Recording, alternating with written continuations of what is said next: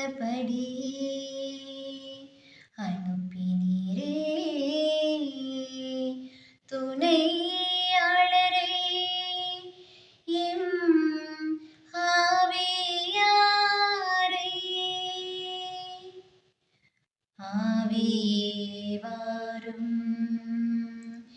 ஆவியே வாரும், ஆவியே வாரும். தந்தை மகன் தூய ஆவியாரின் பெயராலே ஆமென். தந்தையிடமிருந்து நான் உங்களுக்கு அனுப்பப் போகிற துணையாளர் வருவார். இறைமகன் கிறிஸ்து தான் வாக்களித்தபடியே தூய ஆவியாரை அருளிய இந்நன்னாளில் ஆவியானவரால் நாம் அனைவரும் நிரப்பப்பட இங்கு கூடியுள்ளோம்.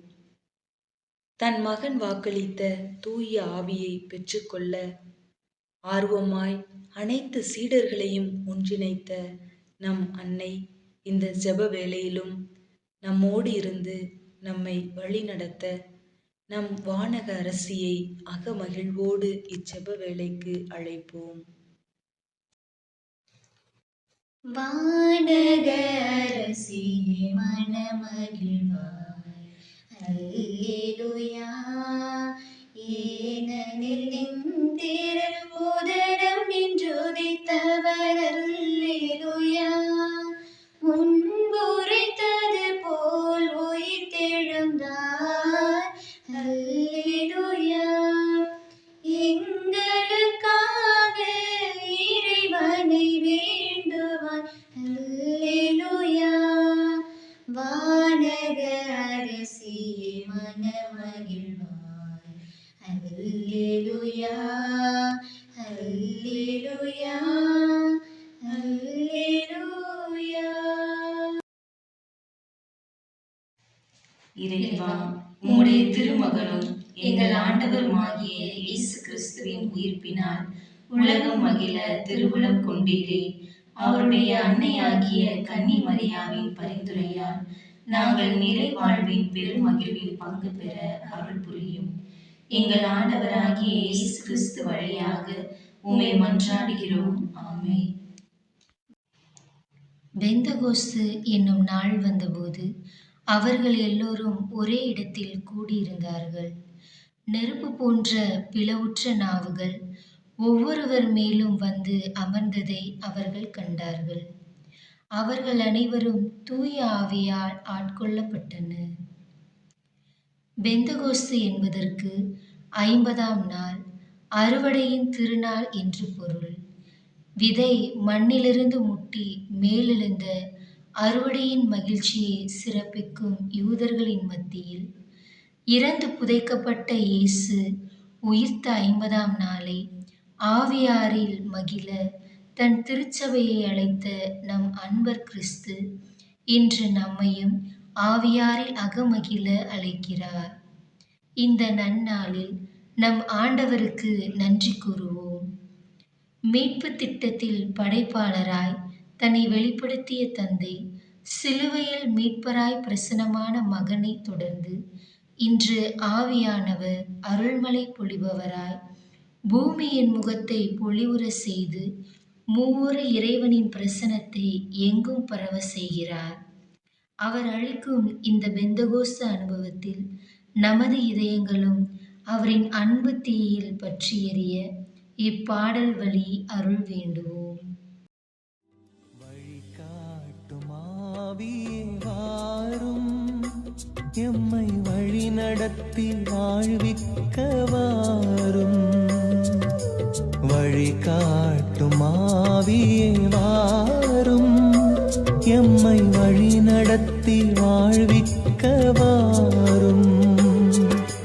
வாருமையா இறையாவியாரே, வாழ்விக்கும் எங்கள் துணையாளரே. வாருமையா இறையாவியாரே, வாழ்விக்கும் எங்கள் துணையாளரே. வழிகாட்டும் ஆவியே வாரும், எம்மை வழிநடத்தி வாழ்விக்க வாரும்.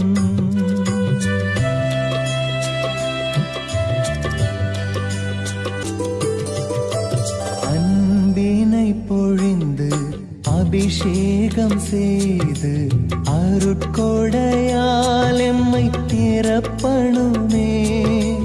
அன்பினை பொழிந்து அபிஷேகம் செய்து அருட்கொடையால் எம்மை நிரப்பணுமே.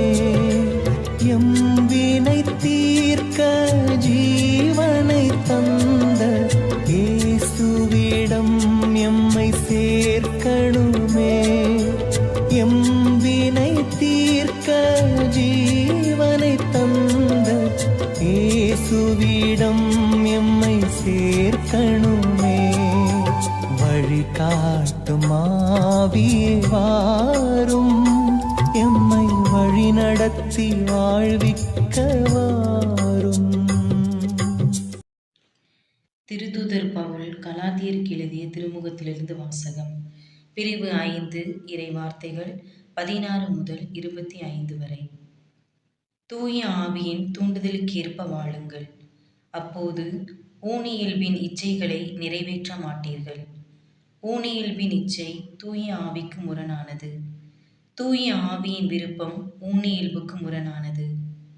இவை ஒன்றுக்கொன்று எதிராய் உள்ளதால் நீங்கள் செய்ய விரும்புவதை உங்களால் செய்ய முடிவதில்லை.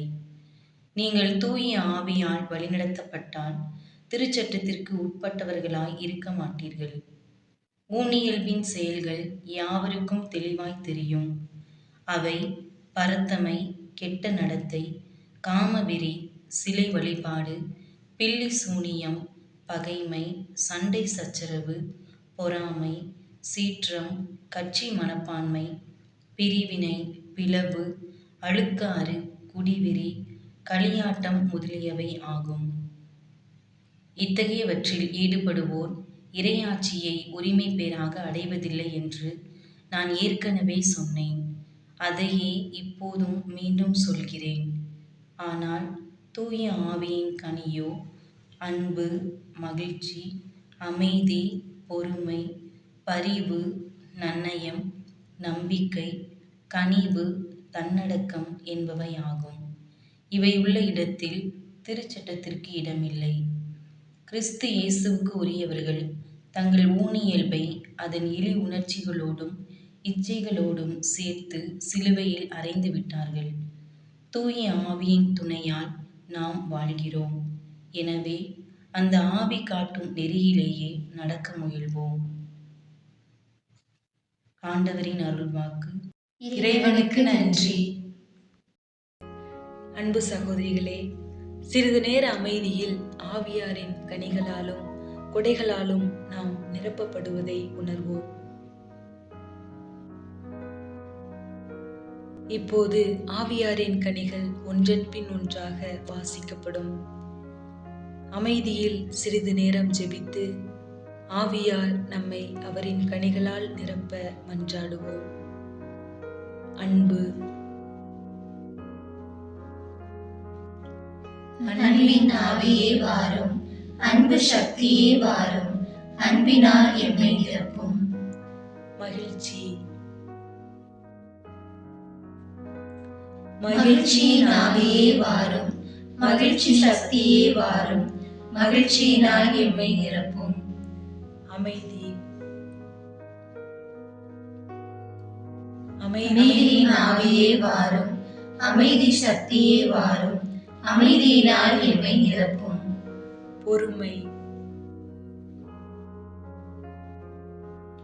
பொறுமையின் ஆவியே வாரும், பொறுமை சக்தியே வாரும், பொறுமையினால் எம்மை நிரப்பும். பரிவு. பரிவின் ஆவியே வாரும், பரிவு சக்தியே வாரும், பரிவினால் எம்மை நிரப்பும். நன்னயம். நன்னயத்தின் ஆவியே வாரும், நன்னய சக்தியே வாரும், நன்னயத்தினால் எம்மை நிரப்பும். நம்பிக்கை. நம்பிக்கையின் ஆவியே வாரும், நம்பிக்கை சக்தியே வாரும், நம்பிக்கையினால் எம்மை நிரப்பும். கனிவு. கனிவின் ஆவியே வாரும், கனிவு சக்தியே வாரும், கனிவினால் எம்மை நிரப்பும். தன்னடக்கம். தன்னடக்கத்தின் ஆவியே வாரும், தன்னடக்க சக்தியே வாரும், தன்னடக்கத்தினால் எம்மை நிரப்பும். உயிர்த்த ஆண்டவர் தான் மீட்ட உலகத்தின் முகத்தை பொலிவுற செய்யவும் அந்த ஆவியாரின் துணையால் நாம் நாளும் வழிநடத்தப்படுவோமே துணையாளராம் தூய ஆவியானவரை நமக்கு அனுப்பினார். இன்று இறங்கி வந்துள்ள தூய ஆவியார் நம்மை, நாம் வாழும் குழுவை, நம் சபையை, நம் நாட்டை, நம் பூமியை அவரது ஆற்றலால் பொலிவுற செய்ய மன்றாடுவோம். சிறப்பாக பிரிவினைகளற்ற நாட்டிற்காகவும் விவசாயிகளின் நலனுக்காகவும் மூவொரு இறைவனின் சாயலும் உருவிலும் படைக்கப்பட்ட இப்புவி அந்த ஆவியின் வருகையால் புது பொலிவு பெற திருப்பாடல் 104 வழி இறைவனை நோக்கி நம் உள்ளங்களை எழுப்புவோம். உமது ஆவியை விடுத்தருளும் ஆண்டவரே, பூமியின் முகத்தை புதுப்பித்தருளும்.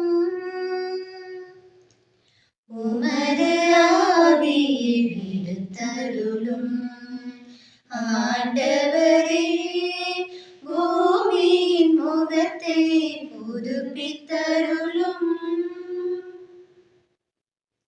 என் உயிரே, ஆண்டவரை போற்றிடு. என் கடவுளாகிய ஆண்டவரே, நீர் எத்துணை மேன்மை மிக்கவர். நீர் மாண்பையும் மாட்சியையும் அணிந்துள்ளவர், பேரொளியை ஆடையென அணிந்துள்ளவர். உமது ஆவியை விடுத்தருளும் ஆண்டவரே, பூமியின் முகத்தை புதுப்பித்தருளும். நீவீர் பூவுலகை அதன் அடித்தளத்தின் மீது நிலைநாட்டினீர். அது என்றென்றும் அசைவுறாது. அதனை ஆழ்கடல் ஆடையென மூடியிருந்தது. மலைகளுக்கும் மேலாக நீர்த்திரள் நின்றது. உமது ஆவியை விடுத்தருளும் ஆண்டவரே, பூமியின் முகத்தை புதுப்பித்தருளும். பள்ளத்தாக்குகளில் நீரூற்றுகள் சுரக்க செய்கின்றீர். அவை மலைகளிடையே பாய்ந்தோடும். நீரூற்றுகளின் அருகில் வானத்து பறவைகள் கூடு கட்டிக் கொள்கின்றன. அவை மரக்கிளைகளினின்று இன்னிசை இசைக்கின்றன. உமது ஆவியை விடுத்தருளும் ஆண்டவரே, பூமியின் முகத்தை புதுப்பித்தருளும். உம் மேலறைகளினின்று மலைகளுக்கு நீர் பாய்ச்சுகின்றீர். உம் செயல்களின் பணியால் பூவுலகம் நிறைவடைகின்றது. கால்நடைகளுக்கென புல்லை முளைக்க செய்கின்றீர். மானிடருக்கென பயிர் வகைகளை வளர செய்கின்றீர்.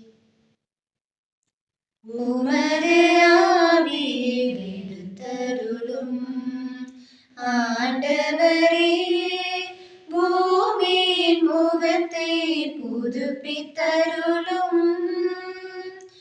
உமது ஆவியை விடுத்தருளும் ஆண்டவரே, பூமியின் முகத்தை புதுப்பித்தருளும்.